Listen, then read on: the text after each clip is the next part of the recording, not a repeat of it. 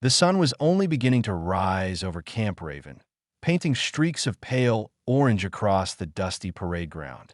The air smelled of engine oil, warm sand, and the sharp metallic scent of the shooting range nearby. Most of the base was still half asleep, but not Sergeant Nathan Briggs, a Marine with shoulders like concrete blocks and a reputation for using his temper as a weapon. Briggs walked with the confidence of a man who believed rank gave him the right to intimidate anyone, especially newcomers. That morning, fate placed a newcomer in his path. Commander Evelyn Eve Maddox, recently transferred to the base under a low-profile assignment. On paper, she was logistic support, quiet, average, nothing remarkable. Off paper, she was one of the most lethal SEALs the U.S. Navy had ever produced. Her real record was classified deep behind layers of encryption. She'd spent 25 years in shadow operations, speaking little, surviving much, earning a call sign whispered with awe, Spectre. She always arrived unnoticed, always left without a footprint. But today, for the first time in years, she wanted a normal life, a break from violence. She wore simple fatigues, carried a black duffel, and headed toward the barracks with calm confidence. She was hoping to go the entire morning without confrontation. But Briggs had other ideas. Briggs spotted her from across the courtyard and smirked. "Fresh meat," he muttered to Corporal Ryan Tate, his loyal shadow. Tate chuckled nervously. Everyone on base knew Briggs enjoyed testing the new arrivals with harsh verbal introductions. Briggs strode straight toward Eve, boots thudding like war drums. "Hey," he barked when he was 10 feet from her. Eve didn't flinch. Her eyes, ice blue and steady, lifted to meet his. She offered a polite nod, the kind most soldiers exchanged without thought. "Morning, Sergeant." That should have been the end of the conversation.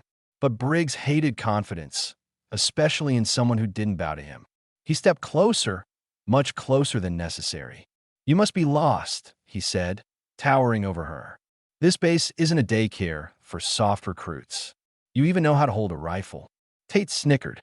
He took a slow breath. She didn't want trouble. "I know enough," she replied simply. "I'm just reporting to my CO."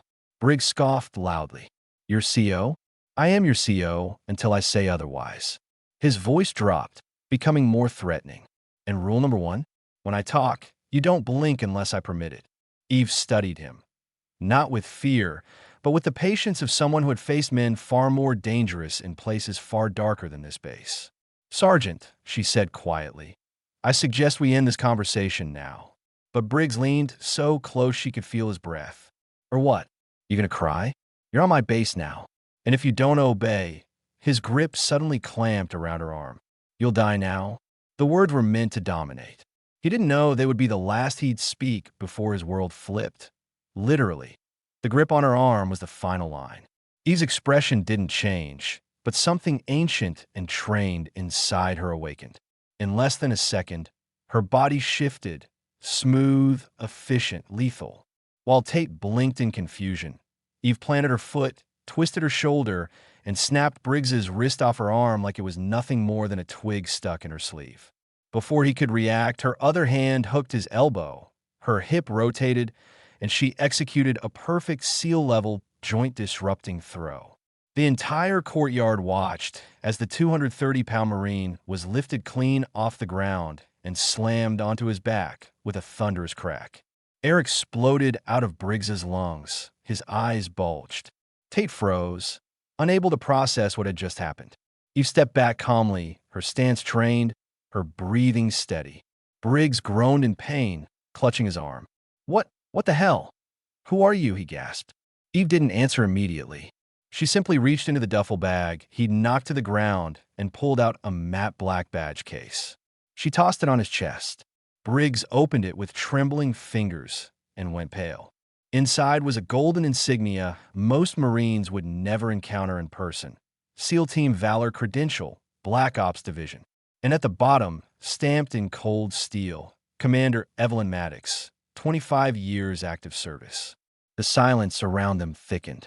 "You assaulted a superior officer," she said. "That's your first mistake. Your second was threatening my life." Briggs swallowed hard. Tate looked like he wanted to disappear. The few soldiers watching kept their eyes down, the kind of down that meant they'd pretend they didn't see anything. Eve picked up her duffel, calm as ever. "I try to warn you," she said quietly. "Next time, don't raise your hand at someone whose history you don't know." Word spread across Camp Raven like wildfire. By noon, everyone, from a mess hall cooks to the drone operators, had heard that a mysterious woman had flipped Sergeant Briggs like he weighed nothing. Briggs spent the morning in the medical wing, nursing a dislocated shoulder and his humiliation. He tried to claim she attacked him unprovoked, but witnesses contradicted him at every step. Meanwhile, Eve met with Colonel Harris, the commanding officer, a weathered man in his early 60s who'd spent decades dealing with hot-headed Marines. "Commander Maddox," he said, standing when she entered his office. "Or should I call you Spectre?" Eve lowered her gaze slightly. "Sir, I'd prefer to keep my call sign off the record." Harris nodded. "Understandable. I read the reports this morning. Briggs has been a problem for months." He leaned forward, lowering his voice. "Off the record? He deserved what happened." Eve didn't smile. "I don't want conflicts here, sir. I came because you requested my expertise for intelligent structuring. That's all." Harris exhaled. "Well, trouble tends to find people with your skill set." He paused. "You okay?" Eve hesitated, considering the question more deeply than expected. "I'm tired, sir," she admitted quietly. "After 25 years, I just want a mission where nobody dies and nobody tries to kill me before breakfast." Harris chuckled. "Fair enough. But peace wouldn't last long. Not with Briggs plotting revenge and the commanding general arriving the next morning for an inspection. Trouble was already brewing. That evening, Eve walked to the gym to release the tension from the morning. The weight room was empty except for one person. Captain Marcus Hale, a respected Marine sniper and one of the few on base with a reputation for fairness. He'd heard the stories, of course. Everyone had. But he wasn't there to challenge her or test her. "Commander," he said calmly when she entered. She nodded back, appreciating that he didn't look at her like a spectacle. "Rough first day?" he asked. Eve allowed a faint smirk. "You could say that." Hale adjusted his weights and continued. "Briggs embarrassed himself. He's not the kind who takes humiliation well." She tilted her head. "Meaning, Hale Sigit. Meaning he's probably already planning something stupid. He's impulsive. And he's got 3 or 4 guys who treat him like a warlord." Eve didn't look worried. "Eve fest vers. Hale chaklet." That's what I heard. For the first time since arriving, Eve felt a bit lighter. Someone here wasn't hostile or terrified of her. But before the conversation could continue, alarms blared across the gym. A voice echoed through the speakers. "All units to the motor pool. Immediate assembly." Eve and Hale exchanged a glance.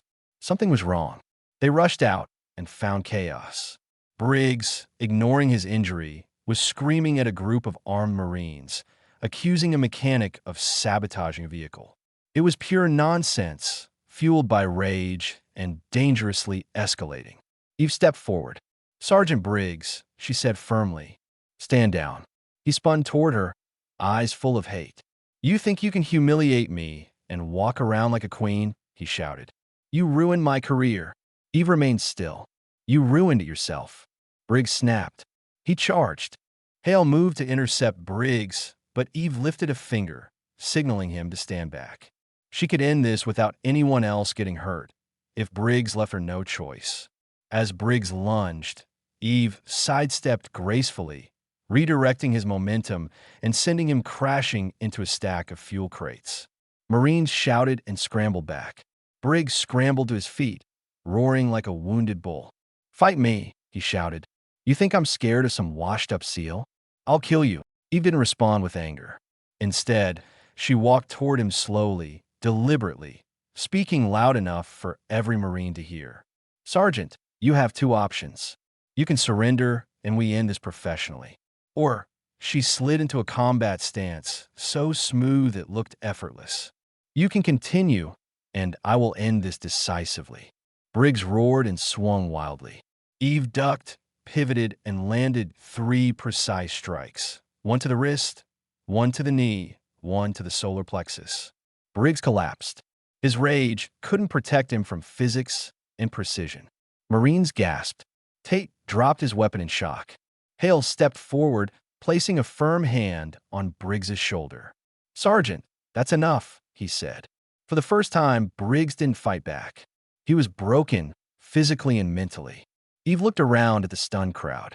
"Let this be a lesson," she said calmly.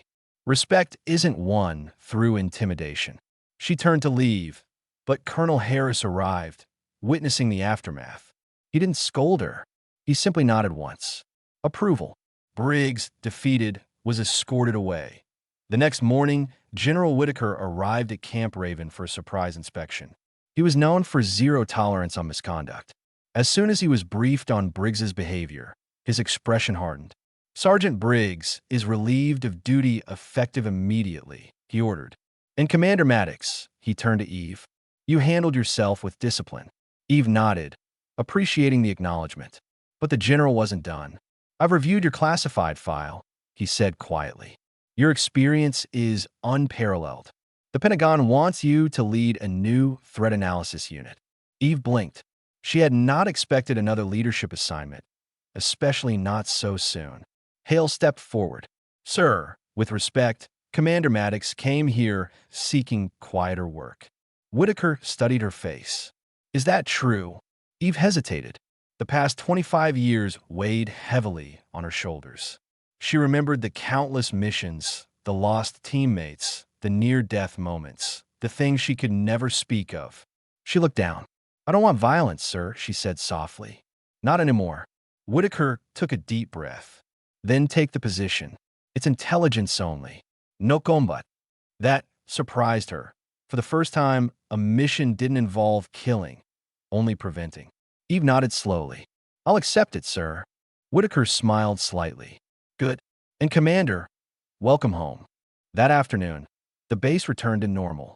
Hale stopped by her office, leaning against the doorframe. "So, staying a while?" he asked. Eve gave him a rare smile. "Looks like it." Hale crossed his arms. "Good. Camp Raven could use someone like you." She raised an eyebrow. "Someone like me?" He shrugged. "Someone who reminds everyone that true strength doesn't shout." Eve considered the words and accepted them.